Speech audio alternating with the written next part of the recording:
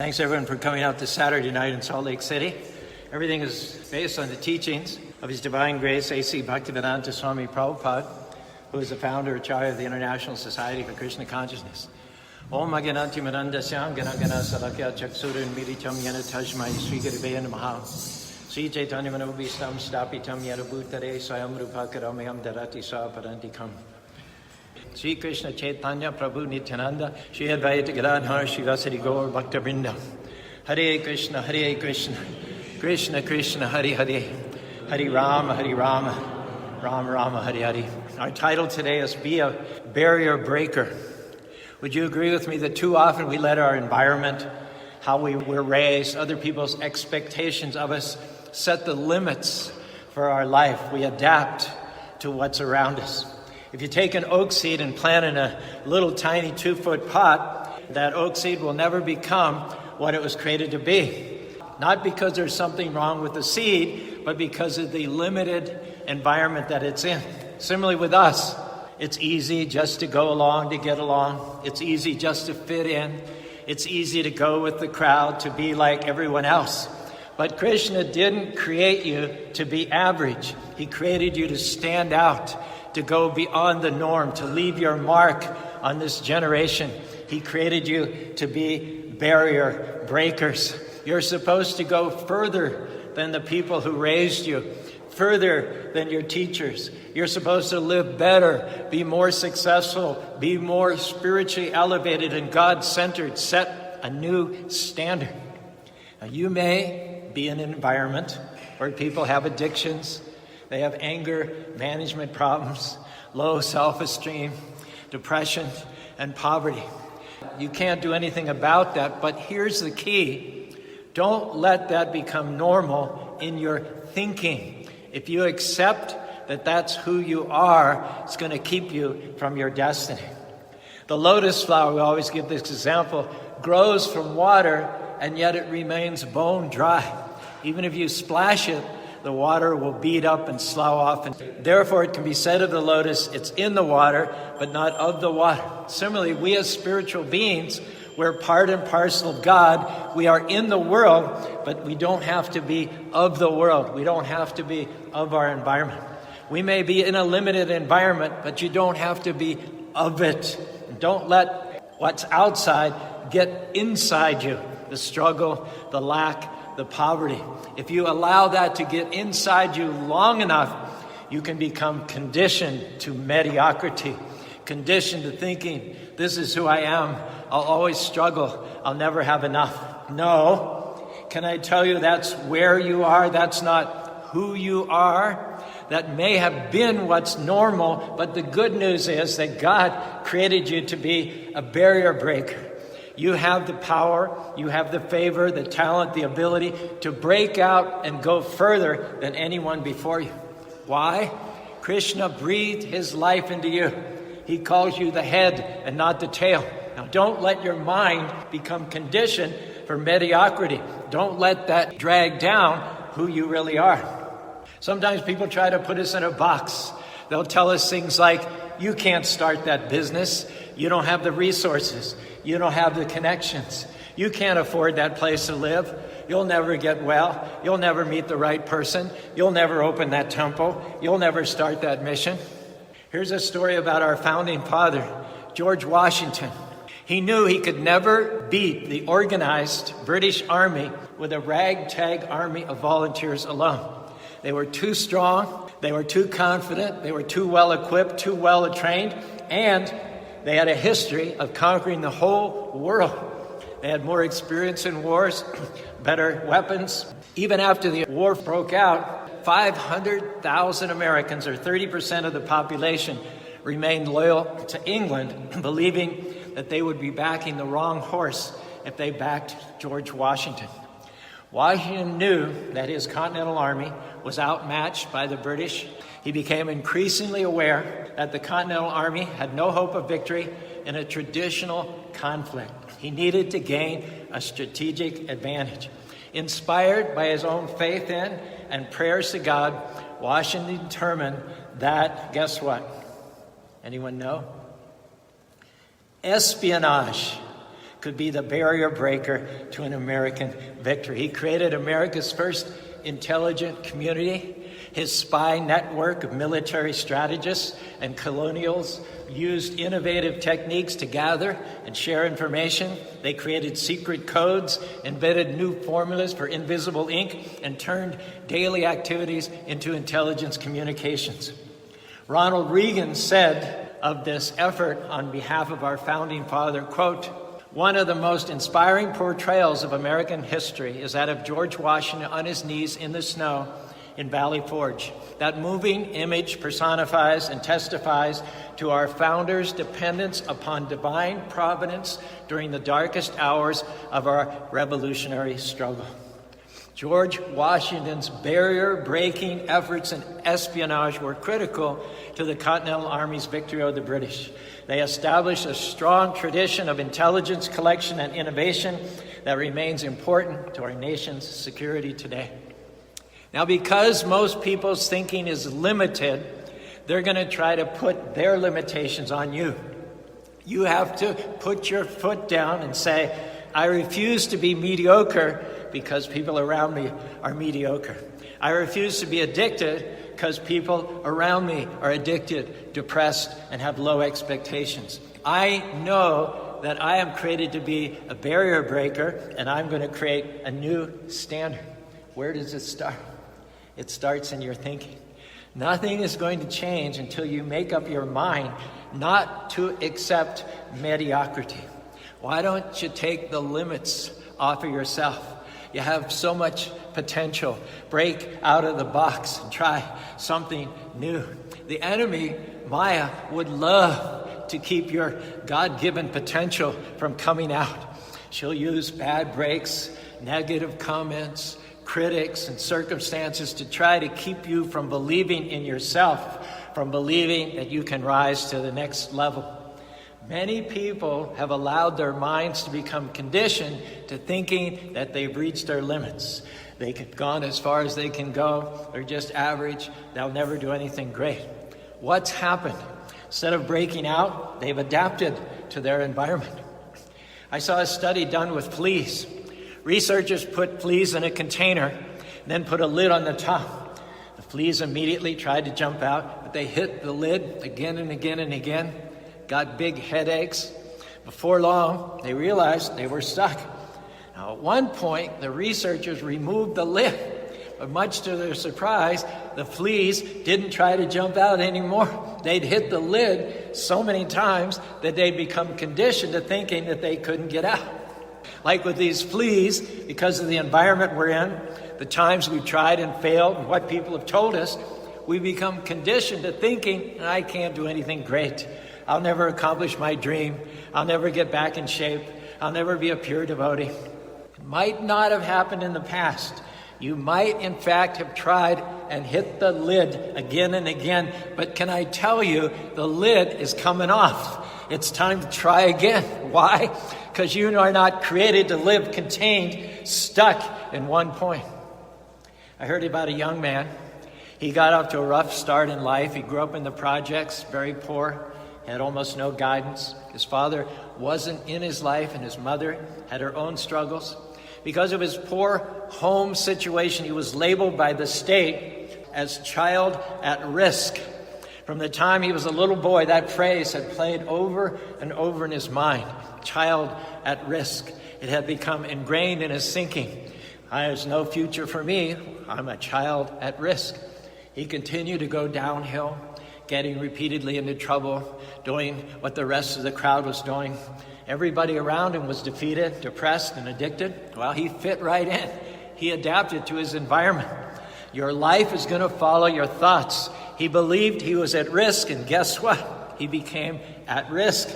If you believe that you've reached your limits, you have.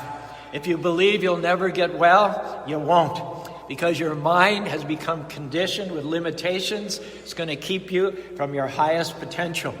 You have to be bold enough to get rid of the thoughts that are holding you back. You may not see how you can do it in your own ability, but our message today is you're not on your own. You have the most powerful force in the universe breathing in your direction. Krishna created you to rise higher, break the barriers of the past, overcome bad habits, and to be free from generational curses. People may have labeled you at risk, average, less than, but Krishna labels you well able, equipped, anointed, creative, a masterpiece. Hare Krishna, Hare Krishna, Krishna Krishna, Hare Hare, Hare Rama, Rama Rama, Hare Hare. The good news is that people don't determine your destiny. Krishna does. What they said about you, the environment you're in now, and how you're raised cannot keep you from your purpose. Krishna has already taken into account every detail of your life, every bad break, every negative comment, how you were raised, what somebody did or didn't do. He's factored all of that into his plan. Now, if you just stay in faith, instead of holding you back, all those factors will propel you forward. Instead of defeating you, they will make you stronger. Krishna knows how to take what was meant for your harm and use it for your advantage. One day, this young boy got in trouble at school and was sent to the school counselor. She tried to reason with him, but he wouldn't listen. She wouldn't give up. She kept on trying and trying and trying. Finally, he said to her, "Why are you even bothering with me? I'll never do anything great. I've been told my whole life I'm a child at risk."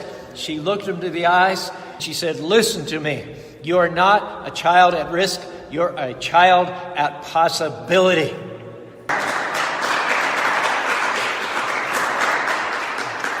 When he heard that, something ignited inside. He sat up in his chair and he said to her, "What do you mean at possibility?" She said, "You are full of potential. You are smart. You are talented. There's so much that you can become." His whole life, he'd heard just the opposite. His mind had become conditioned to thinking, "I'll never get out of the projects. I'll never be successful." That day, a stronghold was broken in his thinking. He reconditioned his mind. Today, this young man has his own business, very successful. He goes around to schools and speaks to students who are considered to be at risk. He tells them what his counselor told him. You're not at risk, you're at possibility. As it was with this man, people around you may accept mediocrity. They may be fine with being average, having little goals, working at an okay job, but you don't have to let that spirit rub off on you. That's not who you are. You're the exception. You're a barrier breaker. You're not limited by your education, by how you were raised, by your environment. Krishna's destined you to rise higher. He's destined you to go to the next level. Hare Krishna, Hare Krishna, Krishna Krishna, Hare Hare, Hare Rama, Rama Rama, Hare Hare. Now, instead of fitting into your environment and being like everyone else, why don't you start seeing yourself as Krishna sees you, a barrier breaker, the exception. You're supposed to stand out. You're supposed to rise higher. And sure, maybe everyone in your family is depressed, except you. You broke out. You're happy. You're full of joy. Maybe it's true. Everyone is addicted, except you. You're free. You're clean. You're helping others. Everybody is struggling. They can't make ends meet. They can't get ahead, except you. You're blessed. Good breaks are coming. Opportunities are chasing you down. Your gifts and talents are coming out in greater ways. Why is that? Because you're the exception. You're the devotee. You're connected with the Supreme Personality of Godhead. And this is not being arrogant to think that you're better than anyone else, but you do have a quiet confidence, knowing that you are made for more, that you're connected to the source of all power. Hare Krishna, Krishna Krishna, Hare Hare, Hare Rama, Rama Rama, Hare Hare. Our question is, are you accepting things that are less than Krishna's best for you? Are you adapting to a limited environment? Now, you have big dreams in your heart. You know there's a new business in you, a new management position, a book, a song, a better house, a charity, a mission, a temple. But you're doing as well as your friends. You feel like you've gone as far as your family has gone in the past. Our encouragement tonight is don't settle there. Good enough is not good enough. break out of that mold. Nothing will be sadder than to come to the end of life and realize what we could have become if we had lived with an at-possibility mindset instead of an at-risk mentality. Don't miss your destiny. You weren't created to get stuck, to settle and stay at the same place year after year after year. You are created to excel. There's potential in you right now, just waiting to come out. You have gifts that will cause new doors to open, talent that will bring new opportunities. Kick out low expectations. Quit making excuses to settle where you are. You may be in a limited environment that includes dysfunction, addictions, depression, but the good news is you don't have to stay there. That's not your destiny. Someone may have labeled you at risk, but the creator of the universe labels you at possibility. Maybe you've gone as far as your family and your friends. That's good, but don't settle there. You're the exception. You're supposed to go further. Dare to take steps of faith. The odds may be against you, but the Most High God is for you. His favor on your life will cause you to go where you could not go on your own. If you're going to be a barrier breaker, you have to get rid of excuses. I read about an 8-year-old boy who grew up in Kansas in the early 1900s. During the winter, he and his brother would go to school early to light the fire, large pot-bellied stove in the classroom, so that it would be warm when the rest of the students arrived. But one day, the day before, someone had accidentally put gasoline in the kerosene heater that he used to start the wood in the fire. The next morning, when he arrived with his brother, they lit the match. There was a huge explosion. His brother was killed instantly. The teacher came running and found this little boy unconscious with the lower half of his body burned beyond recognition. She pulled him out of the fire thinking he was dead, but somehow he'd survived. Lost all the flesh on his knees and shins and all the toes on his left foot. His mother was told that if he did make it, he'd be crippled, never able to walk again. And the doctors initially recommended amputating his legs. This little boy was a fighter. Against all odds, he survived. He made it his mind. He was not only going to walk again, but he told everyone that one day he would run again. His favorite scripture was, "They who wait on the Lord will renew their strength. They will run and not be weary. They will walk and not faint." As an 8-year-old boy, he had a spirit of faith. He believed that he could defy the odds.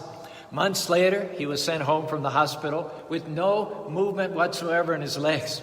Each day, his mother would take him outside in the wheelchair so that he could get some sunshine. And one afternoon, when she wasn't watching, he grabbed onto the picket fence and pulled himself up. In those days, they didn't have physical therapists or physical therapy, but he had a picket fence, and stake by stake, he began to drag himself along. He did this day after day on his own, teaching himself how to walk again. He was 2 years after the accident, he stood up for the first time on his own without crutches or braces. Not long after that, he was not only walking, but he began to run, and he became extremely fast. In college, he made the track team. He won so many medals, he became known as the Kansas Flyer. In 1934, Glenn Cunningham, the young man who had been told he'd never walk again, broke the world record in the mile run. Now, if you're going to be a barrier breaker, you have to get rid of excuses. Quit thinking about what you didn't get, what you can't do, how the odds are against you. You and Krishna are a majority. You have what you need. You're a barrier breaker. Hare Krishna, Krishna Krishna, Hare Hare, Hare Rama, Rama Rama, Hare Hare. With you and Krishna by your side, you can defy the odds. You can beat the cancer. You can break the addiction. You can start the new business. You can go further than the experts have told you. As Glenn did, you have to recondition your mind. Instead of dwelling on all the negative things that people have said about you, dwell on what God says about you. You will run and not be weary. Instead of, you can't break that addiction, say, I can do all things through Krishna. Instead of, oh man, you've reached your limits, this is not for you today, declare that the path of the righteous gets brighter and brighter. Krishna's plans for me are for good and not evil, to give me a future and a hope. But here's the key. Nothing will happen until you change your mind. Glenn could have laid in bed thinking, wow, too bad for me. I lost my legs. I'll never do anything great. But if he had, we wouldn't be talking about him. He wouldn't be on this slide today. In 1922, Srila Prabhupada met his spiritual master, Bhaktisiddhanta Saraswati Thakur. Prabhupada was requested by his guru to do something no one in the entire line of disciplic succession had ever successfully done before. It had been tried, but never successfully. He was asked to be a barrier breaker by spreading the message of Chaitanya Mahaprabhu in the English language. To that end, in 1933, Prabhupada became a formally initiated disciple of Bhaktisiddhanta. In 1944, he started a magazine called Back to God Magazine, for which he acted as writer, designer, publisher, editor, copy editor, and distributor. In his first issue, he wrote, under the circumstances since 1936 up till now, I was simply speculating whether I shall venture this difficult barrier-breaking endeavor, and that without any means, money, or capacity. However, my spiritual master has appeared to me several times in dreams, beckoning me forward. I shall follow wherever he leads. When he sailed to the United States in 1965, his trip was not sponsored by any religious organization, nor was he met upon arrival by any group of followers. As the Indian freighter Jaladuta neared its Boston Harbor dock in the middle of winter, the magnitude of his intended task weighed upon him. He wrote in his diary, "Today I have disclosed my mind to my companion, Lord Sri Krishna. On this occasion and on a number of others, he called on Krishna for help in his native Bengali. Examining these compositions, academics regard them as, quote, intimate records of his prayerful preparation for what lay ahead. By journeying to the United States, Prabhupada was attempting to fulfill the wish of his guru, possibly only by the grace of his dear Lord Krishna.